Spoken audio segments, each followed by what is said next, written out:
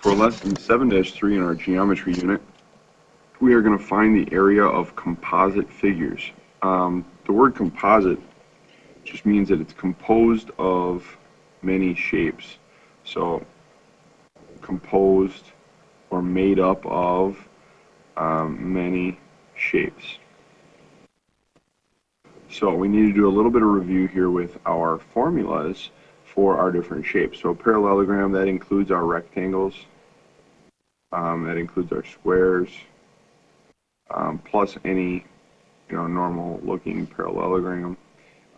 Basically any quadrilateral that has opposite sides are equal.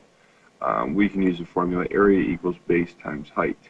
A triangle, obviously, any of our triangles here, we have 1/2 times the base times the height. Now we're talking about the height of the triangle, so a lot of times we'll see that with a dotted line, or we'll see that with a line coming from the top straight down to the bottom. So base would be like this base, and then the height of the triangle would be the red line going up. A trapezoid. Well, I actually prefer a slightly different formula to the one that the book gives us.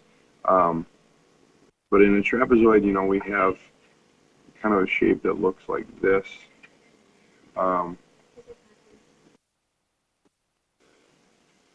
So we actually have two bases. So we say that this is base 1, we say that this is base 2.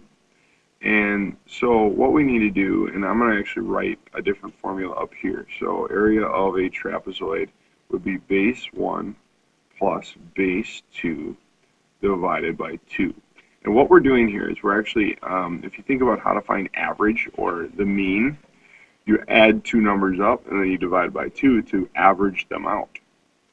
So we're actually going to average the bases, okay, and I'm going to put parentheses around that, and then we're going to multiply by the height of the trapezoid. So again, the height of the trapezoid would be like from base 1 to base 2, like what is the height? How tall is it? So we're going to average the bases. We're going to do base 1 plus base 2 divided by 2. Okay, we have to do all of that before we can multiply by the height. All right, and then a circle is area equals pi r squared. Now pi is a representation of an irrational number that can be represented with that symbol, pi. We can abbreviate it or estimate it to be 3.14. R stands for the radius of a circle. So when we talk about radius of a circle, okay, if I have a circle here, all right, we have the center of the circle, and the radius is from the center to the edge, okay? We call the line that goes all the way through, we call that the diameter of a circle, and the radius is half of the diameter. So if we know the diameter, you can divide that by 2 to find the radius. You have to use the radius for the area of a circle, just like we did in the last lesson. So we're going to take the radius, we're going to square it, and then we're going to multiply it by pi, and we usually use pi as 3.14 for these. All right, so we're going to be using all these formulas. And in class, we will create a formula list of these formulas. So now we're talking about composite shapes here. So this is, what I see here is I see a parallelogram. Actually, this is a rectangle. And then I see a semicircle or a half circle and another semicircle or a half circle. So what I'm going to do is I'm actually going to label what I'm doing here. So I have my rectangle. This is how we'll do homework if you look at my answer key. A rectangle is area equals base times height. Now you do need to label and write the formula each time we do this. So I'm going to do area equals, okay, our base is 12. Notice how I substitute with parentheses. Our height is 6. Okay, and then we can go to the next step. We can go area equals, and now we need to actually multiply these two together. In order to do this, you may need some help from a calculator. All right, so I'll move this over. We're going to do 6 times 12, and that equals 72. So I'm going to write 72, and this is centimeters squared. It is squared because we're talking about area. Okay, now I'm going to say half circle 1, okay, because I have 2 half circles. So I'm going to do area equals pi r squared divided by 2. Why am I dividing by 2? Because it's a half a circle. So I got to do area of a circle and divide it in half. So area equals, okay, pi is 3.14. And what is my radius of the circle? So what is it from here to here? Well, the whole thing, I look over here, the whole thing is 6. So half of that would be 3. So I'm going to plug 3 in. I'm going to divide that by 2. All right, so now I need to go to my calculator. Oh, I forgot one step here. Remember, we do have to square that. So on my calculator, I'm going to do 3.14. And actually, you know what? I'm going to do my squared first. So I'm going to do 3 squared. And then I'm going to do times 3.14. Now I'm going to go ahead and hit equals, and then I'm going to divide that by 2. So that's 14.13. And since I'm not at the end of the problem yet, I'm not going to round it. So I'm just going to leave it as 14.13 centimeters squared. Okay, now I have this other half circle. So far I've done this. I've done this. Now I need to do this one. So I have half circle 2. Okay, so I'm going to do area equals pi r squared divided by 2. It's always important. You write your formula first. Always write your formula first. All right, so area equals, all right, 3.14. And then the radius is going to be 3 again. And we're dividing by 2. So actually, if I look here, it's the same formula as this one. So I already know my answer. So the answer is 14.13 centimeters squared. Now what I need to do is I need to add them all because this is a composite shape. So I need to take 72 plus 14.13 plus 14.13, and that's going to equal my total answer. So let's check that out. So I already have 14.13 in there, so I'm going to add another 14.13, and then I'm going to add my 72. And so I get 100.26. If I round that to the nearest 10th, to be 100.3. So I'm going to go 100.3 centimeters squared. And this is why I don't round, until the end. Because if I would have said 14.1 and 14.1, I would have got 28.2, and I would have never rounded it up. So 100.3 is actually a better answer because I didn't round any of my solutions during the problem. So again, I have 3 shapes, 1, 2, 3. So I did 3 different formulas, and then I added it all together at the end. All right, moving on. For this problem, I see that I have a triangle here, and a rectangle here. So we need to go ahead and work these out. So I'm going to start with my rectangle because those are nice and easy. We just do area equals base times height. So I'm going to do area equals, all right, my base is 7.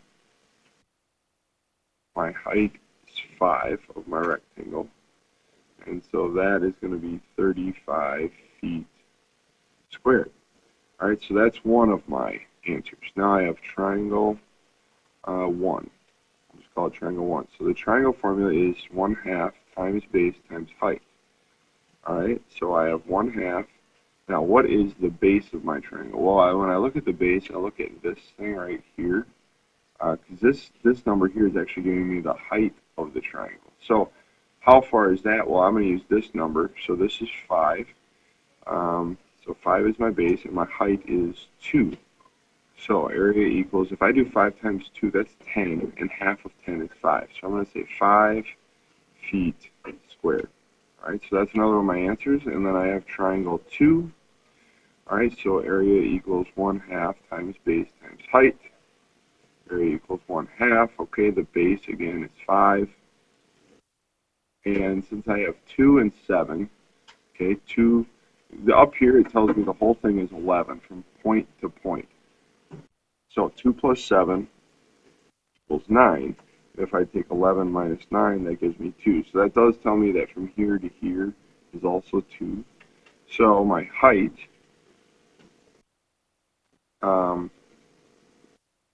my height is also going to be 2. So area equals, I already did that work, so it's going to be 5 feet squared. Because you look here, the formulas were identical. All right, now to answer it, I need to add it all up. 35 plus 5 plus 5 is going to be 45 feet squared. And that's my final answer right there. All right, so this is how we're going to need to do these. You need to label what shape you're doing, and then start by writing the formula, plugging the numbers in, and working it all the way out. All right, this says find the area of the shaded figure. So we just want the shaded figure. So just this thing here. It says round to the nearest tenth if necessary. All right, so in order to find the shaded figure, I think what we're going to have to do is we're going to find the area of the entire rectangle, and then I'm going to subtract these two triangles.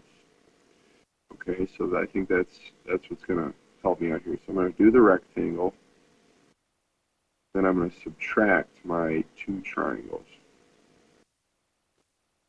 So first thing I'm going to do is find the area of a rectangle. So area equals base times height. Area equals, all right, what is the base of my rectangle? Well, I have an 8 here and an 8 here, so that equals 16. We'll use that for our base. And my height is going to be this 6 and this 6. We'll make that 12. So we have area equals, we'll go ahead and plug this into our calculator, 16 times 12.